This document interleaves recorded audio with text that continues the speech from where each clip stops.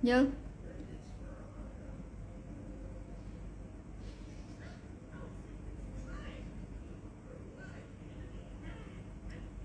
Halo Bu Nini. Halo, selamat malam. Mohon maaf teman-teman, harusnya saya janji jam 9 ya. Tapi tadi ada acara jadi terlambat. Halo Bu Kunita, Bu Yunita. Halo Bu Ellen, Jessica. Iya, selamat malam Bu Cinta. Ya, bagus kreatinin 0,7. Hari ini kita mau bahas soal apa ya? Soal diabetes mungkin ya. Karena banyak yang DM terus tanya, dok kalau misalnya diabetes itu terus puasa gimana gitu kan. Teman-teman silakan, saya sambil cerita ya soal diabetes, nanti bisa di drop aja pertanyaannya di bawah. Halo Bu Ayu. Dapur Wiwit, Ibu ke Mitra Kenjeran tapi kita tidak sempat bertemu. Ya Pak Barun, halo. Jadi diabetes itu problemnya itu ada dua ya. Diabetes itu adalah satu kondisi di mana ada peningkatan gula darah. Jadi kalau memang ternyata, oh iya silakan, sudah lama nggak belajar ya. Ya, jadi pada diabetes itu problemnya ada dua. Jadi yang pertama ada problem pada pankreasnya untuk memproduksi insulin, dan yang kedua adalah problem pada reseptor atau pintunya untuk masuknya gula ya. Jadi ada dua problem pada pasien diabetes. Yang pertama pankreas untuk produksi insulin, yang satunya lagi pada yang namanya pintu untuk masukin gulanya, itu yang reseptornya tidak sensitif. Sehingga akhirnya ada yang namanya diabetes dengan gula darah puasa yang dominan meningkat atau gula darah yang sesudah makan yang meningkat. Jadi intinya seperti itu. Apakah pasien diabetes itu semuanya harus pakai obat gitu ya, pertanyaannya ya. Halo Bu Sulfatun. Halo Bu Leka. Jadi tidak semua pasien diabetes itu harus menggunakan obat. Maksudnya gimana? Pada pasien diabetes maka pengelolaan utama itu sebetulnya adalah dengan dua macam. Yang satu diet atau mengatur makanan ya, yang satunya lagi adalah dengan lifestyle atau dengan cara kita itu berolahraga gitu ya. Jadi dengan cara lifestyle kita evaluasi selama 3 bulan, kalau memang ternyata teman-teman berhasil menurunkan gula darah, maka kita bisa tidak menggunakan obat. Jadi hanya dengan berdasarkan lifestyle. Nah, setelah itu pertanyaan berikutnya seperti ini. Dok, saya pakai insulin ya. Apakah kalau memang ternyata saya ini pakai insulin terus nanti seumur hidup saya tergantung sama insulin gitu ya? Jawabannya tidak gitu. Apakah kalau kita pakai insulin terus menerus pakai insulin ya bisa ya bisa enggak gitu ya. Pada diabetes tipe 1 itu memang harus dependent insulin.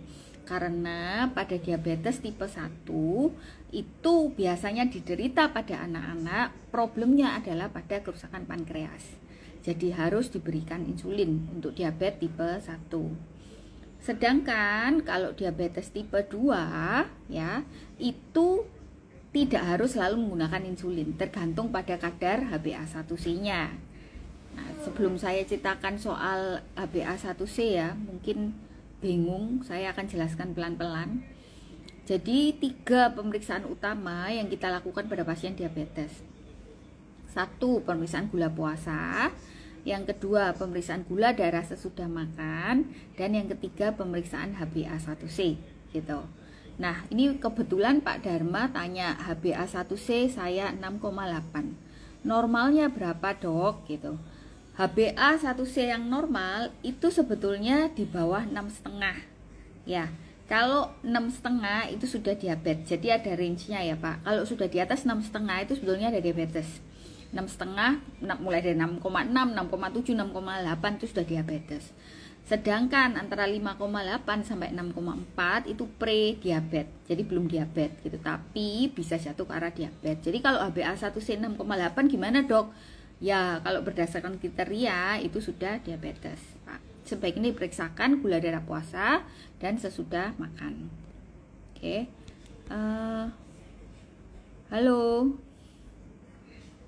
Halo Bu Citra. Salam kenal. Bu Maemuna, Pak Indra. Halo. Halo Dokter Tri. Halo Pak Hokjuan. Oh ya. Sindu Istianto. Nah, terus apakah kalau diabetes itu semuanya harus pakai insulin, Dok? Nanti kalau misalnya pakai insulin jadinya kecanduan. Diabetes dengan insulin itu tidak akan mengakibatkan kecanduan ya Bapak Ibu. Jadi nggak ada istilahnya pakai obat insulin terus jadi kecanduan. Jadi bukan kayak obat tidur yang kalau kita pakai terus kita stop ya, itu terus jadinya kita nggak bisa tidur. Nggak seperti itu. Bisa nggak kalau kita sudah pakai insulin terus di switch jadi obat minum? Bisa, nggak masalah ya. Jadi kadangkala ada pasien-pasien yang waktu ngamar awal dipakaikan insulin, setelah bagus gulanya, bisa ngatur hidupnya, pola makannya, semuanya bisa teratur, kita bisa ganti jadi obat oral atau obat minum gitu ya. Terus apalagi ya tadi pertanyaannya? Iya Pak Made, apakah HbA1c yang 10 bisa turun ya Dok? Bisa turun, tapi kalau yang namanya ada yang dari Koko Beta Surabaya, ini berarti sama-sama saya ya, Surabaya. Apakah HbA1c 10 bisa turun? Bisa, tapi HbA1c itu apa sih? Jadi gula kalau di dalam tubuh banyak, itu lama-lama nempel ke hemoglobin ya. Jadi Hb kita, makanya HbA1c itu adalah hemoglobin yang terglikosilasi karena ketempelan gula. Nah, jadi kalau sudah gula itu nempel-nempel di Hb, otomatis prosesnya sudah lama. Jadi semakin tinggi HbA1c itu menunjukkan sebetulnya kadar gula kita di dalam tubuh itu tinggi. Pentingnya apa sih periksa HbA1c? Jadi kadang-kadang tuh gini, Bapak Ibu, apa? Oh sebentar.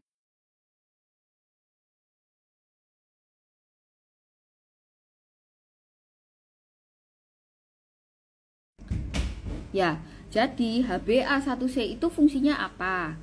HbA1c itu fungsinya seperti ini ya. Kadang kita kalau misalnya punya pasien, pasiennya tuh tahu mau kontrol ke dokter gitu ya, sudah tahu nih nanti kalau misalnya hari Selasa mau kontrol ke dokter Ika, diet Bapak Ibu. Jadi sebelum datang ke poli itu makannya 1 minggu diatur.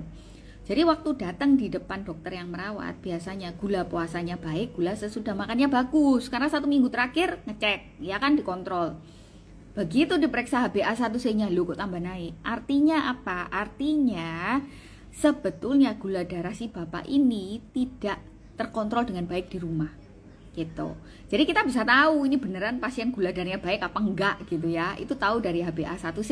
Jadi kalau misalnya bilang saya ngatur makan kok Dok, saya ngatur ini semuanya, lah tapi HbA1c-nya tambah naik, itu kita bisa tahu bahwa yang namanya pasien itu hanya mengatur gula pada saat mau kontrol ke dokter gitu, biar nggak dimarahin dokternya mungkin ya. Jadi itu yang pertama. Terus fungsinya apa Dok? Lagi HbA1c. Jadi HbA1c itu untuk kita ngelihat ini kalau pasien-pasien yang HbA1c-nya itu nggak terkontrol dengan baik, nggak turun sampai dicapai target, maka resikonya untuk yang namanya problem pada jantungnya itu akan semakin besar. Jadi ada korelasinya, ada kaitannya ya, kadar HbA1c dengan yang namanya masalah pada jantung gitu. Serangan jantung, resiko serangan jantung ya. Oke. Halo Bu Neng Ipa. Halo Pak Chandra. Sindu Isdianto, dokter kalau suntik insulin kok jendul? Ini kelihatannya orang Jawa ya. Kalau ngomong jendul ini yang lain nggak paham mungkin. Jendul itu berbenjol gitu ya. Jadi nggak rata. Jadi ada kayak benjolannya pada saat disuntik insulin. Jadi sebetulnya kalau suntik insulin supaya nggak definisinya bapak jendul gitu ya, harusnya kita suntik insulin itu tidak hanya di satu lokasi ya. Contoh ini insulin ya. Misalnya bapak suntik insulin itu bisa di sini, paha lengan luar, terus di paha kanan, paha kiri, dan di perut. Supaya tidak berbampi ya, supaya nggak benjol gitu, maka yang namanya kulit kita tuh harus dicubit gini loh Bapak Ibu, kalau nyuntik ya, jadi beneran dicubit seperti ini ya, terus habis itu ini jarumnya tuh miring gitu ya, terus disuntikkan perlahan ya, jadi harus dicubit. Kenapa kok sampai terus jendul gitu ya, berarti obatnya tidak masuk dengan merata, jadi akhirnya ngumpul. Sebaiknya dicubit ya, kemudian disuntikkan secara perlahan, posisinya miring. Setelah itu bisa ditekan bolpennya ya, dimasukkan. Bapak Ibu hitung dulu 1 sampai 10, jangan langsung ditarik, karena kalau langsung ditarik obatnya keluar gitu ya. Kalau obatnya keluar, insulinnya nggak masuk. Akhirnya apa? Gulanya tidak akan turun. Pada saat gulanya nggak turun ke dokter, nanti insulinnya dinaikkan lagi, tambah dinaikkan sampai akhirnya bisa terjadi gula drop. Jadi kalau kita di rumah sakit ngatur gulanya, maka Bapak Ibu harus memastikan saat pakai insulinnya caranya benar ya, jangan sampai insulin yang diberikan itu tidak masuk dengan sempurna, karena kalau enggak gulanya nggak turun. Kalau gulanya nggak turun ya obatnya akan dinaikkan. Kalau obatnya dinaikkan, maka resiko untuk pemberian insulinnya akan semakin besar. Resikonya apa sih orang pakai insulin itu? Yang pertama, kalau kita biasa pakai insulin, resiko berat badan naik ya Bapak Ibu, jadi bisa berat badan tuh naik. Jadi jangan heran kalau pakai insulin terus habis itu, dok saya pakai insulin kok berat badan saya tambah naik gitu ya, saya tidak bisa turun beratnya. Yaitu bisa jadi karena insulin, karena insulin itu sifatnya menahan cairan. Yang kedua, resikonya apa? Bisa terjadi resiko gula darah turun atau hipoglikemi gitu. Nggak ada kaitannya pakai insulin terus ginjalnya rusak dan sebagainya, enggak ya. Tapi resikonya dua pada saat penggunaan insulin. Satu, gula darahnya turun, dan yang kedua bisa terjadi yang namanya berat badannya meningkat gitu ya.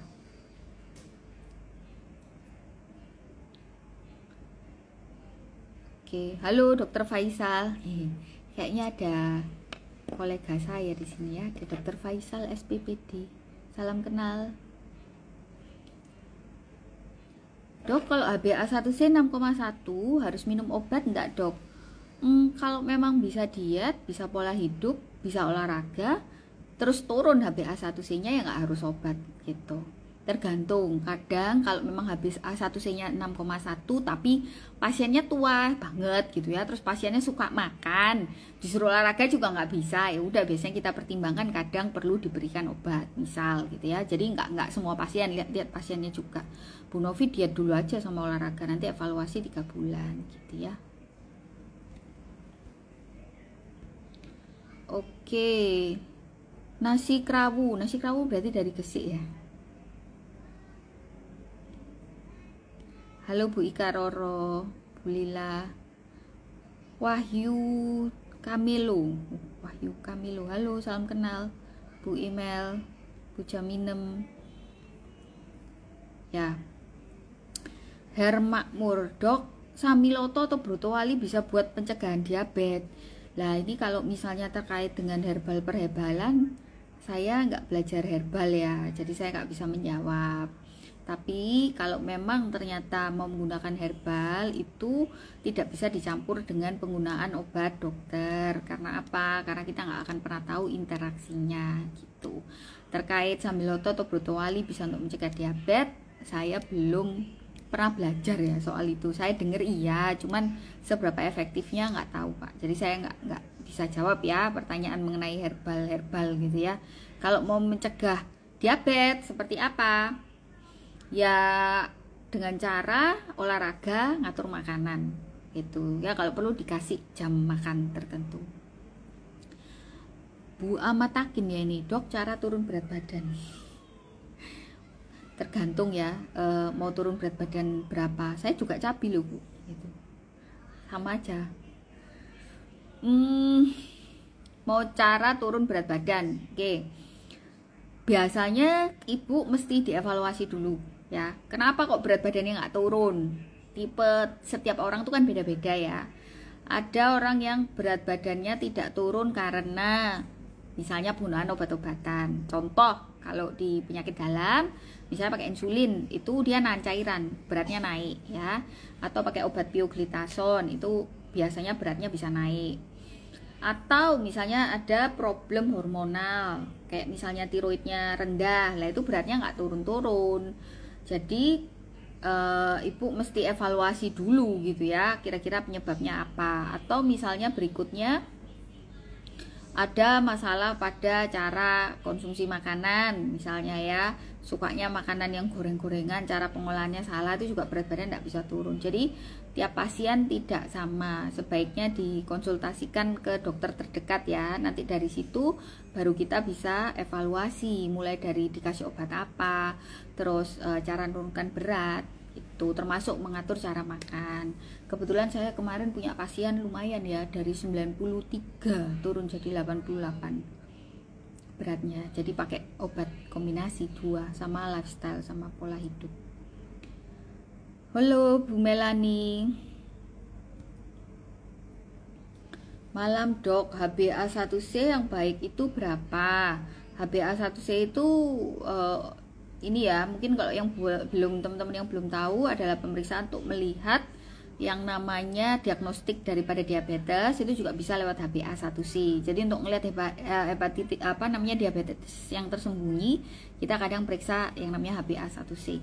Normal itu sebetulnya di bawah 5,8. Kalau 5,8 sampai 6,4 itu pre-diabetes. Pre-diabetes itu apa sih? Kalau misalnya dilanjutkan bisa jadi diabetes, itu pre-diabetes ya. Kalau yang namanya diabetes ya sudah HbA1c 6,5 itu sudah diabetes. Oke. Halo Bu Teresia, halo Pak Heri, Sandi Bling, namanya keren ya. Halo Nutrimax Indonesia. Kok ada Nutrimax di sini? Halo Bu Rina. Halo Bu Maya. Halo, selamat malam Nutrimax. Oke. Tadi ada yang ini ya, Dok, boleh nggak tanya selain diabetes? Ya boleh-boleh aja. Halo Bu Yana Puput, silakan.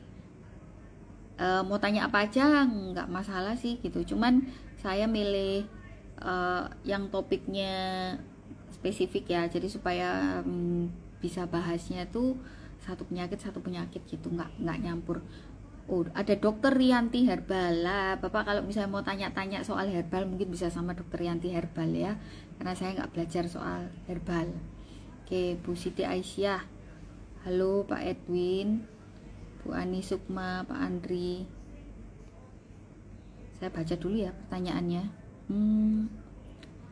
Halo Pak Joni, Bu Meli, salam kenal. Nanda Pratiwi, Pak Surya. Oke. Halo Bu Intan, Pak Panca Surya. Halo Bu Sasmita. Ya, ada Dokter Ninggar. Ya teman-teman kalau misalnya mau tanya ginjal bisa main-main ke Instagramnya Dokter Ninggar ya. Dokter Ninggar ini kayaknya malam ini tidak praktek, sama seperti saya. Oh iya, barusan Dokter Ninggar habis dapat penghargaan ya. Selamat. Disebarkan di dalam grup untuk edukasi COVID. Congratulations. Oke.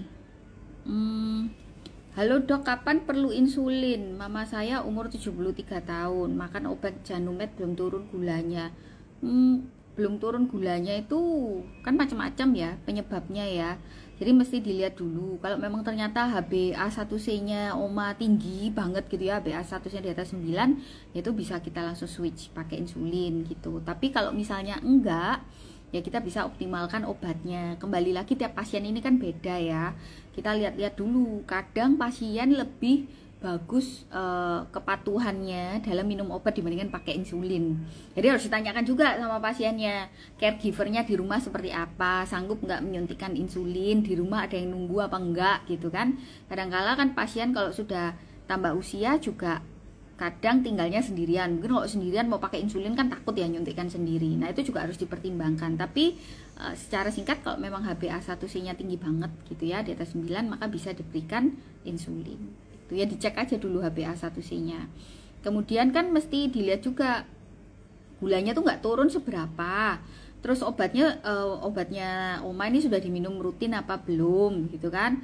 Terus cara minum obatnya betul apa enggak. Kemudian makanannya sudah sesuai apa belum, sesuai dengan jumlah jam jadwal.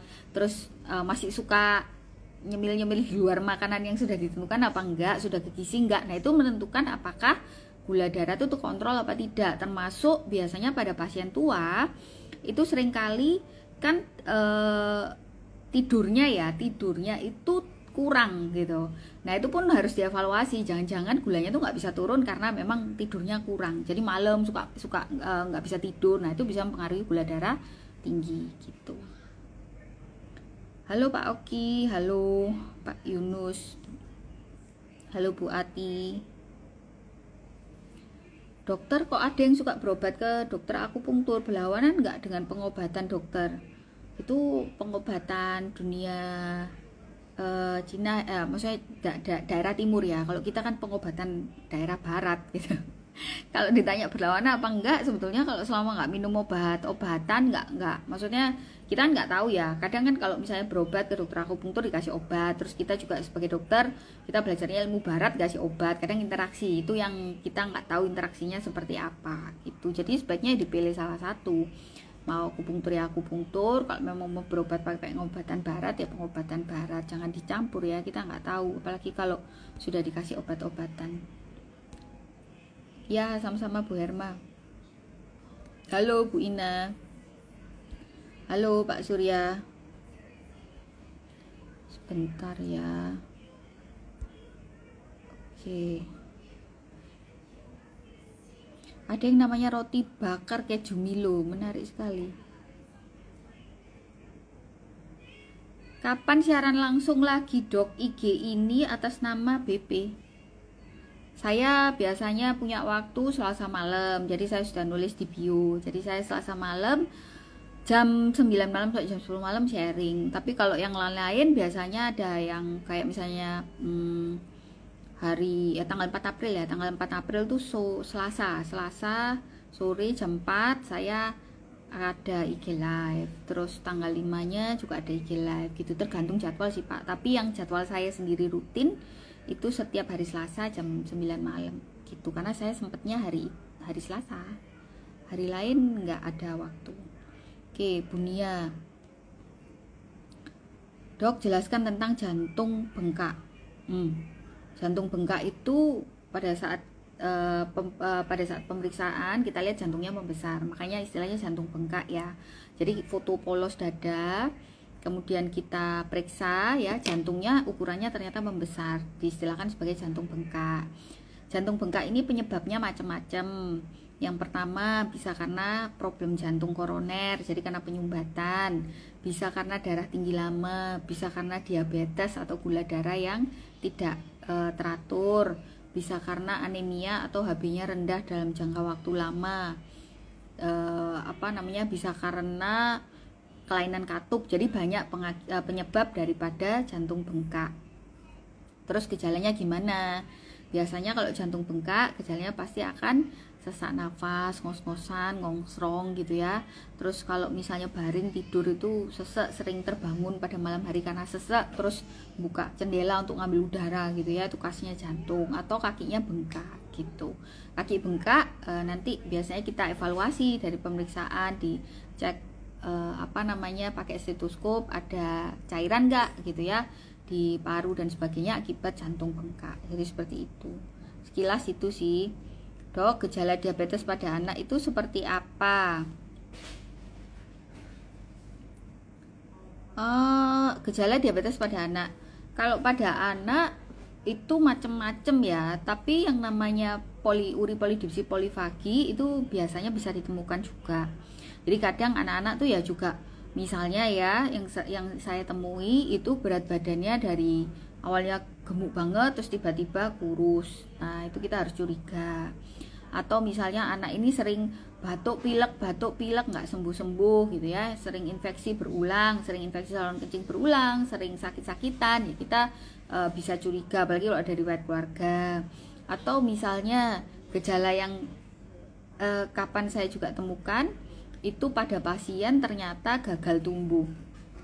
Ya, gagal tumbuh itu artinya pasiennya datang dengan keluhan, anak saya ini kok nggak tinggi-tinggi gitu. Jadi usianya sudah kelas 6 SD ya, tapi tingginya tuh masih sebahu saya gitu ya, anak laki loh ya. Nah itu akhirnya dicekkan hormonnya semua dan ternyata ketahuan ada diabetes gitu. Salah satunya juga bisa itu failure to thrive. Lain-lainnya bisa banyak kencing, cepet lapar, cepet haus gitu. Ya. Terus apalagi ya?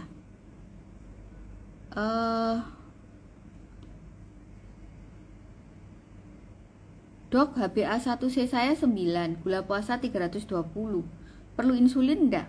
Ya kalau saya jadi dokter yang merawat, saya pasti kasihkan insulin, Pak. Gitu ya.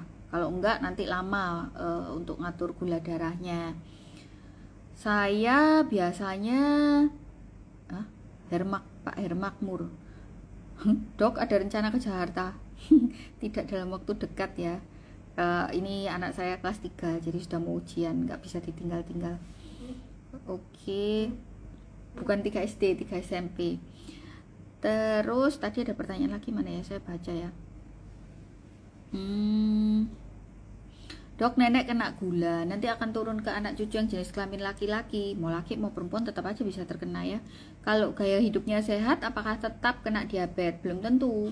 Kalau memang kita bisa lifestyle-nya bagus, kita bisa menjaga makan dan sebagainya, maka kita bisa mencegah dari diabetes. Jadi nggak mesti kok kalau misalnya orang tua diabetes terus anaknya diabetes, enggak. Tapi tetap ada resiko, ya resiko untuk terkena diabetes. Namanya resiko kan berarti kita harus hati-hati ya. Oke. Dokter, pertanyaan saya di atas, sebentar ya Bu ya, saya scroll dulu ya. Pertanyaannya saya scroll dulu.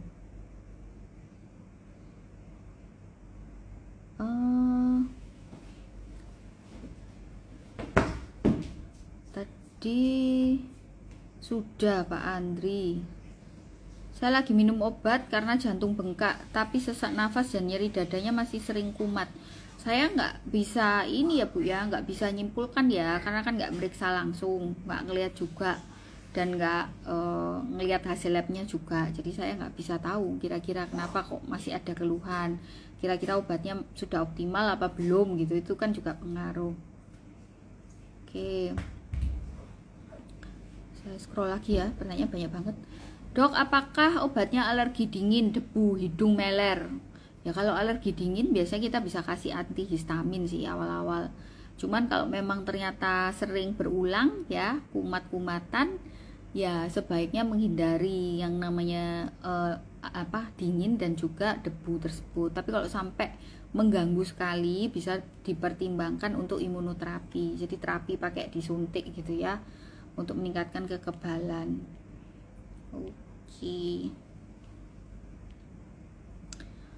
Bu Firda, dok, apa bedanya gondok beracun dengan tiroid? Tiroid itu kelenjarnya ya. Kalau gondok beracun itu istilahnya untuk hipertiroid. Jadi pada saat hormonnya aktif, kita mengatakannya sebagai hipertiroid, pasien mengatakan sebagai gondok beracun. Kalau tiroidnya sendiri ya kelenjarnya gitu. Kelenjar tiroid itu bisa mengalami problem berupa hormonnya meningkat yang dikatakan sebagai hipertiroid. Ada yang mengatakan sebagai gondok beracun, ataupun tiroid itu bisa hormonnya rendah menjadi hipotiroid. Bisa sembuh enggak, bisa terkontrol ya, tergantung penyebabnya apa.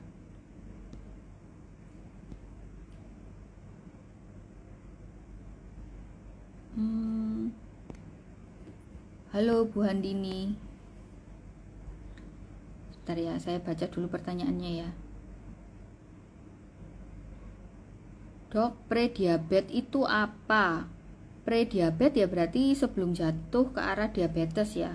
Biasanya problemnya bisa di arah gula darah puasanya atau gula darah sesudah makannya gitu.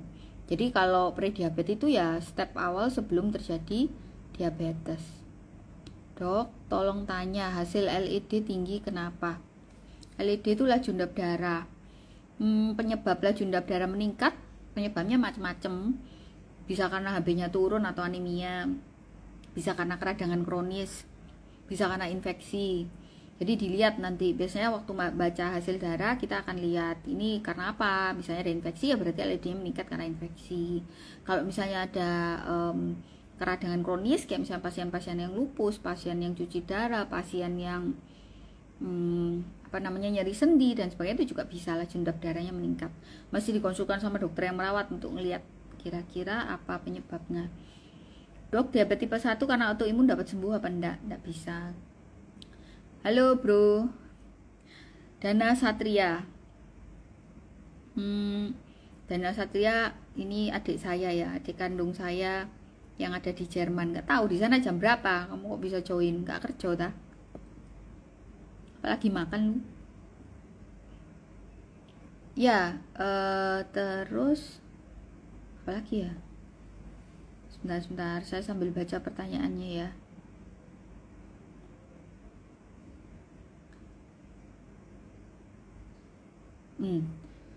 Dok, gula puasa saya 172, 2 jam sesudah makan karena saya lupa minum obat. Apakah baik ya? Agak tinggi ya Bu ya. Kalau 172 2 jam sesudah makan, biasanya 140-an gitu ya. Ya, selamat malam Bu Sutia Suti. Beethoven ini, BRT Hoven. Ya, apa sayang? Hai, say hello. Ya, IG live. Hai. Sini kiss. Nggak mau.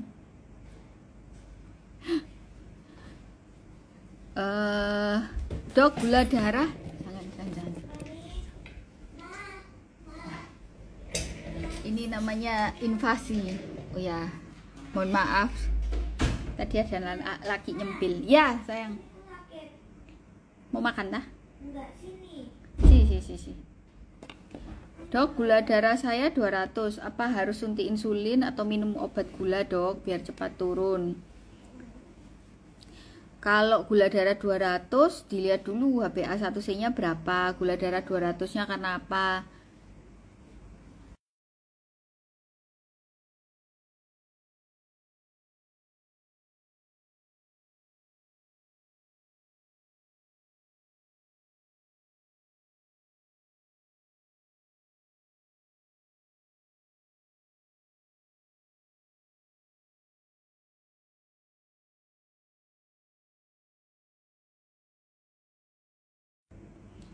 Dicekkan dulu Pak Sumarlan HbA1c-nya. Kalau gula darah agak tinggi itu kan pada sesaat ya, saat ini kalau gula darahnya agak tinggi kan kita harus lihat.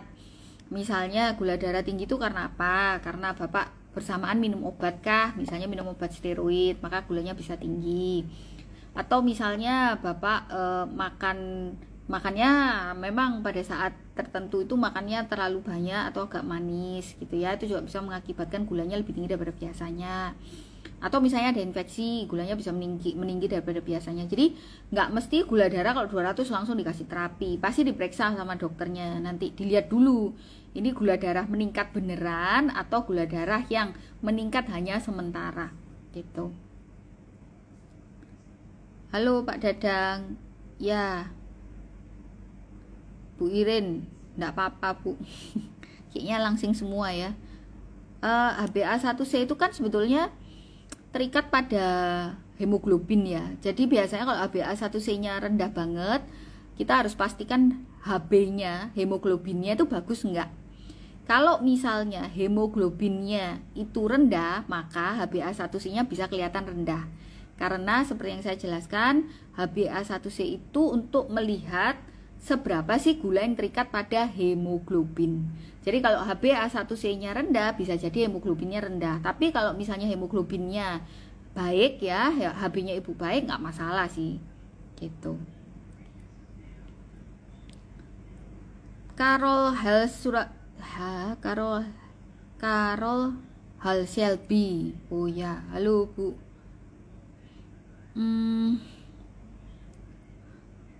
Java, Dok, saya pasien diabetes, HbA1c 9,9, GDP di atas 200, GDS di atas 150, terapi dengan semaglutid ya, Ozempic. Pakai Ozempic ya udah bagus sih, dan Jardiance. Ada saran obat lain enggak? Tergantung Pak, jadi nggak mesti kita naikkan obatnya sih. Sebenarnya dikasih Ozempic sama Jardiance itu juga pastinya kombinasinya sudah bagus ya, bisa menurunkan berat badan juga. Dilihat lagi pola hidupnya, pola makannya. Terus kalau bisa sih pantauan gula darahnya ya tiap 3 hari. Kalau pasien-pasien saya biasanya tuh punya alat punya buku ya, saya pasti kasih nomor telepon, terus punya buku mereka, terus setiap 3 hari mereka pasti cek gula, terus saya dilapori. Nah dari situ saya bisa lihat gambarannya ya kan, di foto sama tipe makanannya. Dari situ saya bisa tahu, oh ini berarti karena problem makanannya. Nanti kalau pas makanannya bagus tuh kelihatan gulanya bagus.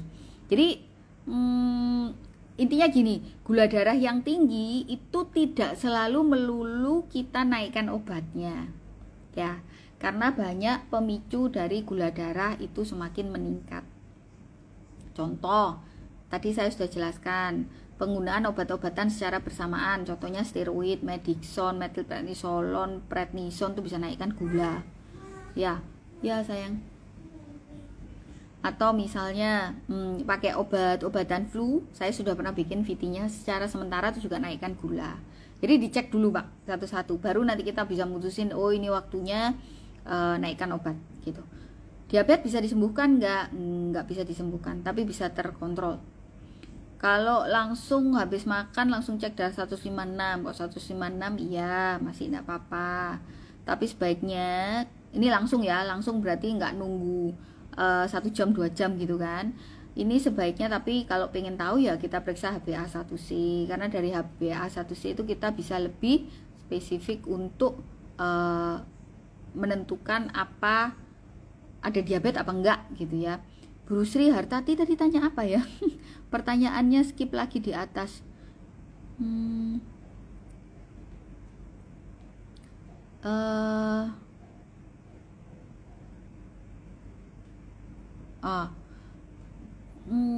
Saya akan menjawab pertanyaan yang terutama terkait sama diabetes ya rekan-rekan sekalian, supaya dari sharing IG Live ini bisa belajar mengenai diabetes lebih banyak gitu. Kalau campur-campur nanti bingung ya.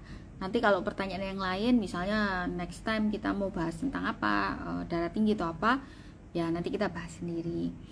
Dok, HbA1c mama saya nggak sampai 7, lanjut obat? Iya bisa lanjut obat. Intinya gini, kalau pada pasien lansia, pasien lanjut usia, target HbA1c-nya itu nggak kayak kita yang masih usia muda gitu ya. Saya nggak bilang saya muda ya, saya sudah tua, saya usia 42.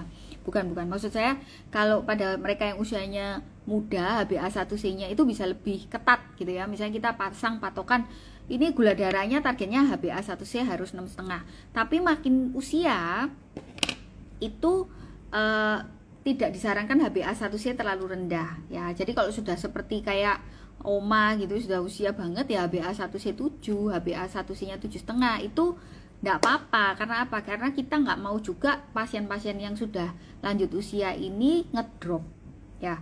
Kita juga nggak mau pasien-pasien tuh malah hipoglikemi. Kenapa? Kalau sudah hipoglikemi usia lanjut itu berulang, resiko untuk yang namanya terjadi problem jantung tuh jauh lebih besar gitu. Untuk tips supaya lansia rajin makan, ya kaitannya apa dulu nih? Kalau kaitannya sama diabetes lama, pasien diabetes lama tuh biasanya tuh nggak mau makan. Kenapa? Karena kalau pasien diabetes lama bisa juga pengaruh ke saluran cerna ya, jadi problem pada ususnya. Jadi ususnya misalnya mengalami neuropati, jadi akhirnya makannya terganggu karena ada kerusakan saraf pada saraf perut satu.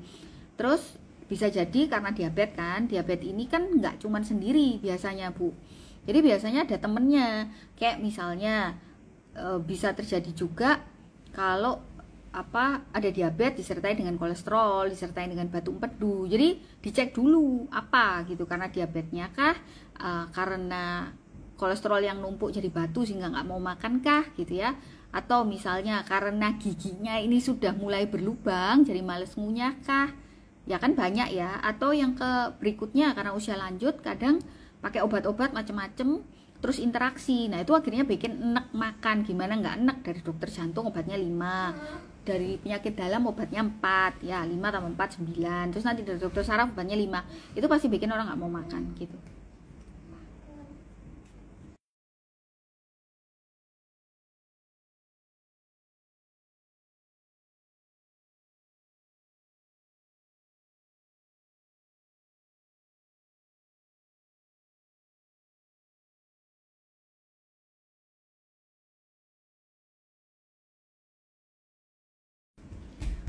Oke, jadi dicek dulu ya Bu, gitu. Jadi jangan-jangan problemnya karena apa? Makanan yang nggak sesuai, karena giginya mungkin ada yang lepas, ada yang sakit, obatnya banyak, atau karena diabetes lama, atau misalnya batu empedu. Ya semuanya harus dicek ya. Jadi saya kemarin dapat pasien nggak mau makan, gitu ya, keluhannya. Itu ya nggak bisa langsung cuma dikasih obat mual, kasih obat mual, obat lambung gitu tok terus selesai, enggak. Jadi harus dicek. Ternyata setelah dicek natriumnya rendah. Itu penyebab mual ya pada pasien tua, karena kan ada gangguan fungsi adrenal. Kaliumnya rendah, itu juga menyebabkan mual. Saya USG lagi, ketemu lagi ada batu empedu. Jadi 3 pada pasien ini. Jadi tiap pasien beda. Adakah dokter khusus yang menangani kasus HIV? Iya, ada Bu. Jadi di politropik, kalau di penyakit dalam ya. Ada khususnya SPPD, KPTI. Jadi konsultan untuk tropik infeksi. Halo Pak Ipung. Halo Bu. Siapa ya? Pak Ipung, Bu Rismana, Putri Devito, Bu Iswari Sawitri. Ya, salam kenal. Ya, Dok, HB 14,5. HbA1c 7,7, apakah diabetes? Iya, karena HbA1c-nya di atas 6,5. Oke. Dok, kemarin gula darah saya 600. Tapi kok nggak ada tanda apa-apa ya? Ya, saya juga punya pasien yang gula darahnya 500 di poli nggak ada keluhan. Biasanya kita nggak terlalu merasakan kalau memang gula darahnya tuh tinggi sudah dalam waktu lama ya. Jadi pile up sedikit-sedikit gitu. Tapi nanti akan ada satu saatnya di gimana kita bisa merasa yang namanya lemes, terus ngantuan, kemudian banyak kencing, kemudian berat badannya turun, mata menjadi kabur, sering kesemutan, kemudian nafsu makannya nggak ada, sesak nafas. Jadi banyak. Biasanya kalau fase awal bisa jadi tubuh masih mentoleransi. Jadi nggak ada gejala gitu. Bu Wina, habis makan langsung tes 156. Ya, nanti kapan-kapan diperiksakan aja gula puasa sama sesudah makan. Nanti kan kelihatan, baru tahu nanti diabetes apa enggak. Dok, obat diabetes baiknya minum pas pada saat buko, maksudnya gula darah saya 200-an. Kalau penyesuaian obat pada pasien diabetes itu sendiri-sendiri ya, tiap pasien tidak sama, dan tidak setiap pasien tuh diizinkan untuk dianjurkan, bukan nggak diizinkan ya. Kalau diizinkan atau enggak nanti salah ya persepsinya. Dianjurkan, tidak semua pasien untuk dianjurkan untuk berpuasa. Kalau memang gula darahnya tinggi banget ya tidak dianjurkan untuk berpuasa. Misalnya gula darahnya di atas 300 tidak dianjurkan untuk berpuasa. Tapi kalau memang gula darahnya oke, stabil, terkontrol, jarang hipoglikemi ya, kondisinya fit, obat-obatannya itu sedikit, gampang untuk ngaturnya, itu boleh puasa. Tapi kalau misalnya sudah pakai insulinnya dosisnya sampai 60 sampai 80 unit, terus obatnya itu banyak segembel gini ya, biasanya kita tidak menganjurkan untuk puasa. Ya, Bu Fatima, tergantung obatnya Ibu ya. Ada kalanya kita perlu nge-switch, ada yang ditaruh di sahur, ada yang ditaruh di puasa, berbuka, tergantung dari jenis obatnya dan tergantung dari profil pasiennya. Jadi nggak bisa dijawab secara general seperti ini ya. Gula darah puasa 170 termasuk tinggi enggak? Ya, termasuk tinggi. Kemudian gula darah puasa yang mestinya 100, 120 gitu ya. Oke. Bu Tamara, dok, kapan metformin dikombinasi dengan glibenclamid? Ya, kita akan kombinasi kalau memang ternyata nggak terkontrol, nggak terregulasi dengan yang namanya pemberian glibenclamid aja. Nah, kalau misalnya gula darah 2 jam sesudah makannya tinggi, pasti dikombinasi sama metformin. Dok, saya diabetes, saya minum vitamin B12. Apakah 2 tablet? Apakah kebanyakan? Kalau sama ginjal kita itu baik-baik saja. Pemberian vitamin B12 itu untuk pasien diabetes bagus, karena kan fungsinya juga untuk neuropati ya, untuk kesemutannya, untuk yang namanya serabut sarafnya supaya berfungsi dengan baik. Nggak masalah minum vitamin B12. Kalau kelebihan gimana? Kalau selama ginjal kita baik itu pasti akan dibuang oleh tubuh karena hanya vitamin. Nggak masalah sih Bu. Cara mengatasi diabetes berkurang gimana maksudnya Bu? Apanya diabetes berkurang?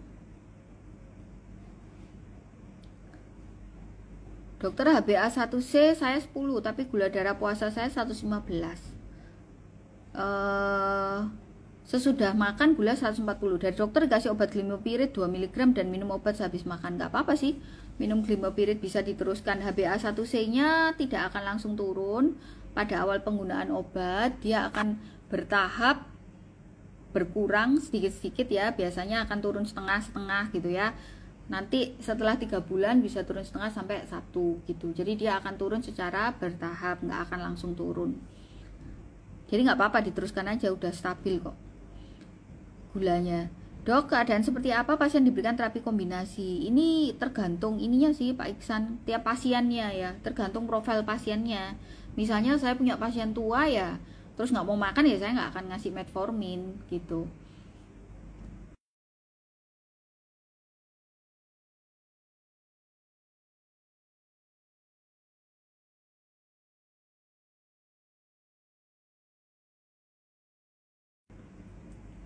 Ya, jadi kalau ini sih tergantung pasiennya satu persatu ya, jadi nggak sama Pak.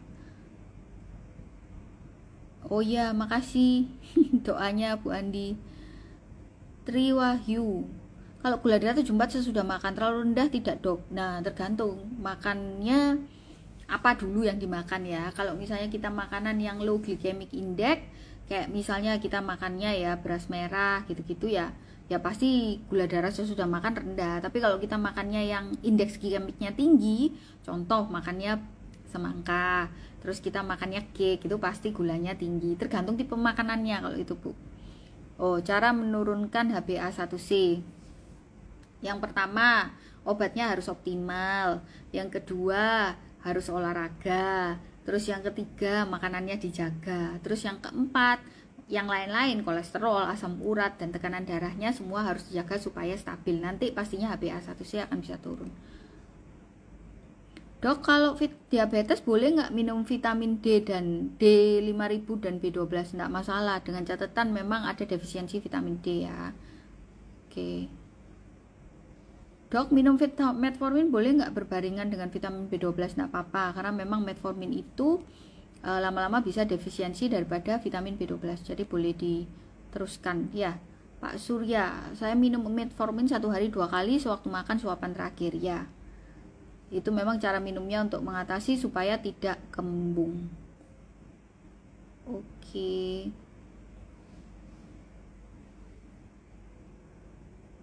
Ada pertanyaan soal diabetes lagi kah?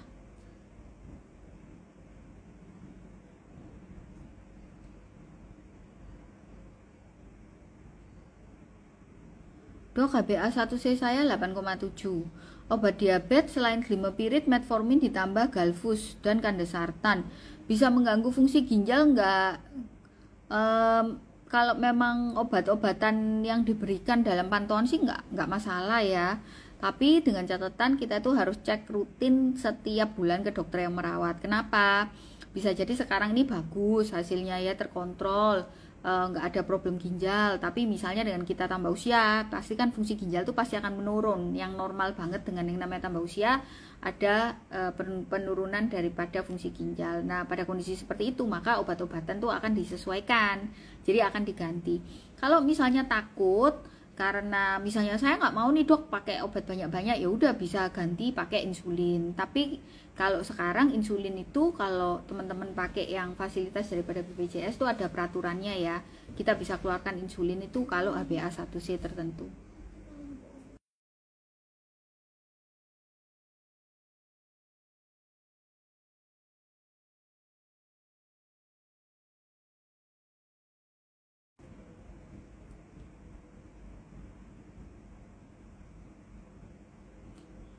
Dok, apakah karbus itu termasuk obat diabetes? Iya, masuk obat diabetes. Saya juga kadang masih meresepkan karbus. Ya tergantung, kembali lagi ya teman-teman. tiap pasien itu berbeda, jadi nggak sama. Cara menurunkan LDL tinggi, ya biasanya dikasih golongan statin. Dokter praktek di Halodoc, ya saya juga ada di Halodoc, ada di Yesdoc, di mana aja ya. Ya,